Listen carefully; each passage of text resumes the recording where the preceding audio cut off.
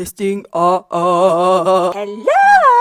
Welcome back to my channel. I'm Hazeline. 안녕하세요, 줄린이에요. Before I say anything, if you're new here, follow my Instagram and TikTok. I'm more active there these days. You see more of my updates there. Okay. Wait. I'm sweating right now.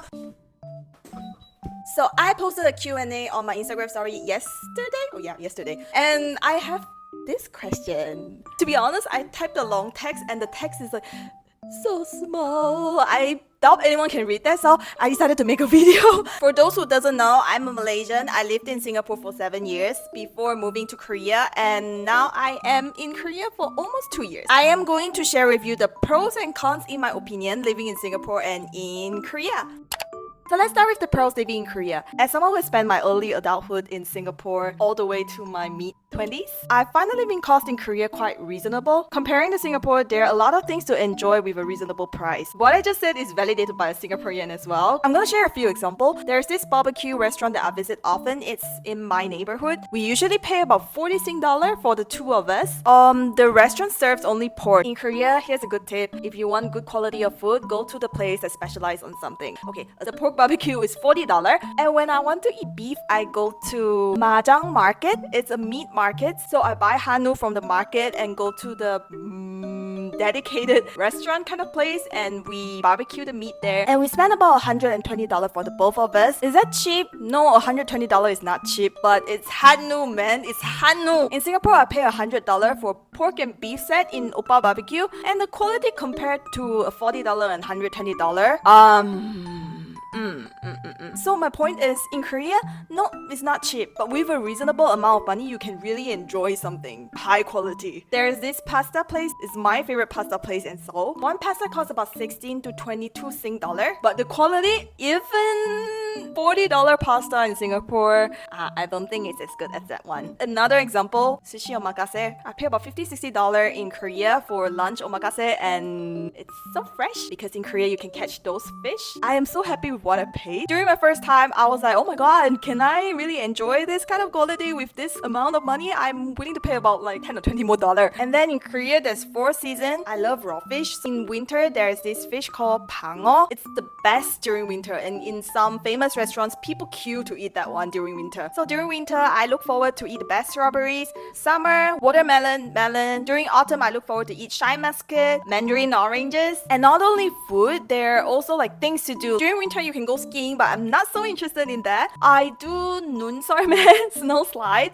I posted a video about that before. And if it's snowing, you can build a snowman, snow fight. During spring, there are a lot of flowers. You can take photos everywhere. During autumn, there's maple leaves. During summer, there's water bomb. There's size humbug show. People go to Yangyang, and even sports as well. During winter, it's basketball season. Late spring to early autumn, there is baseball. Baseball is the best. I enjoy the most because there are a lot of good food. And once in a while, there's football game. Korean people are very energetic and very passionate in cheering. So even if you don't enjoy the sports, you can just enjoy watching Korean people cheering. If you follow me, you know that karaoke is so cheap in Korea. I love to go karaoke by myself. I think I paid $13 per hour in Gyeoheng, but in Korea, I pay $5. And dance classes, I sign up for a membership 3 times a week for 4 months, $300. Very good deal. 만원 in Korea, $10 in Singapore. You get better quality with 만원 in Korea. Now I need to talk about medical. In Korea, every foreigner has to pay for national insurance as well. And with the national insurance, medical here is so affordable. On average, I think I pay about $5 per clinic visit. For medications, about $5-$6 as well. So on average, it's like $10. But in Singapore, I did a few checks and it costed me like $300. Even without insurance, I remember 6 years ago when I traveled to Korea, it was Christmas Day. I didn't have any insurance. I had to go to the clinic urgently because I was so sick. Gompus that tried to pay, and I was expecting a few $100, maybe $1,000. I was trying my best to not let him pay. Gompu told me, it's okay, no, don't worry. And you know how much is the bill, including the medications? $40. Shocking, right? In Korea, you pay freaking a lot of tax compared to Singapore. That's why medical is affordable. Seoul is more convenient compared to Singapore. You can go to the convenience store to send a parcel. And when we order coupon, a lot of things, not everything. If you order before 12 a.m., it arrives before 7 a.m. in the morning. Since we have coupon membership, we can also return items within 30 days. You only need to pack it nicely and put it outside of the door and then just select return and someone will just pick it up the next day. I don't know about now, but before when I was in Singapore, during midnight, if I want to order something to eat, I only have a few choices, but in Korea, you can almost order everything that you want to eat. When I think about the pros in Singapore, the first thing that pops up in my mind is corporate. I've only worked in SQ before. It's not a typical office job. I have been with Gongpu for almost 7 years and we have lived together for almost 6 years. I've heard his phone call interviews. I have heard his meeting with his manager, meetings with clients. He shares a lot of things about work to me. I don't have any corporate experience, but through him, somehow I roughly know how Singapore corporate world works, okay? So pros in Singapore: higher income, lower income tax, better corporate culture, better career growth, more job opportunities, at least for Gongpu. And most importantly, I think Singapore value talents more than anything.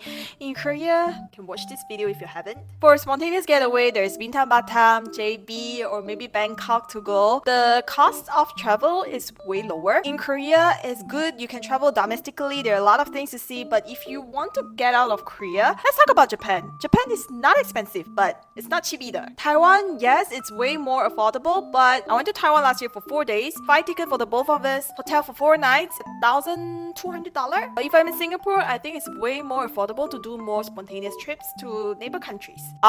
One thing about Singapore I really appreciate after moving to Korea. The time to get to the airport is so much shorter even if you're living in the West compared to Korea. To go to Incheon Airport, I'm fortunate enough I need to only walk 5 minutes to the airport limousine bus station, but it takes 1.5 hours to get there. Going home from Seoul to Penang, oh my god, with the transit time and traveling 1.5 hours to Incheon Airport, it took my entire day. I left home at 6 a.m. I arrived in Penang at 6 p.m.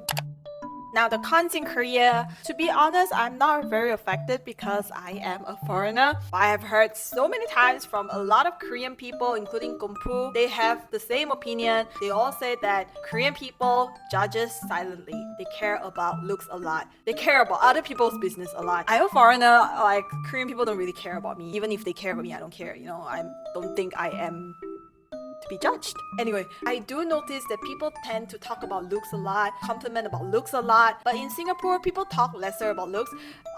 People don't really dress up anyway. But the good thing about Singapore is I think people don't really care about what you wear unless you are half naked or naked or something. There are days that I think I overdress for Singaporean standard and nobody cares about me. There are also days where I just want to go to Orchard to do one thing and come home. So I go with home clothes and nobody cares as well. In Korea, I get stared a lot, especially during summer. I am very weak to heat. I like to wear sleeveless or even like tube tops. It's not common in Korea to reveal shoulders like this, but if you are in an area like Seongsu, Hongdae, nobody cares about you. But if you go to area that has a lot of old people, that's when like, people stare at you a lot. Or when you're taking the MRT because you are the odd one there. But I don't care.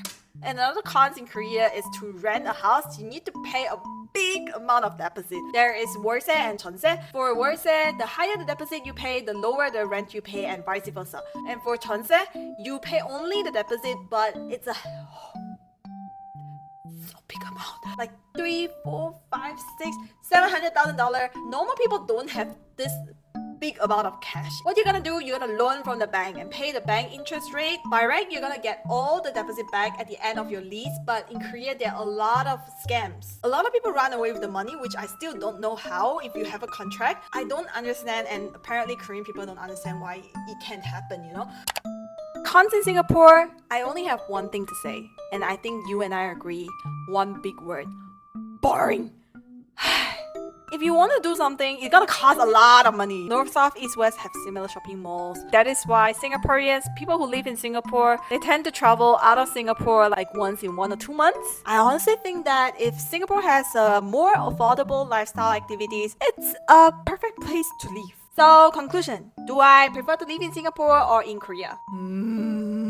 I love the quality of life here, but if I need to move to Singapore, I think I'm gonna be happy there, but I'm gonna find a lot of things very expensive, not because of the number, but because of the value I get by paying the price. My top choice is still Korea and then Singapore. Okay, I talked so much today. Maybe you need some life update from me. I'm doing fine now. Content creation, it was doing quite well up until like 1 month ago, and this month I'm like stagnant. But yeah, it's okay. Anything you do has a period of time where you're stagnant anyway. You just gotta get through that and grow to become better. And for work, I am currently thinking about doing something on the side. I have a rough plan in my mind, but I don't want to talk about it yet until I am really doing it because I don't want to kill my motivation. Follow my Instagram. I share quite a lot of my life through Instagram story, and I hope to give you more about life updates soon. Bye.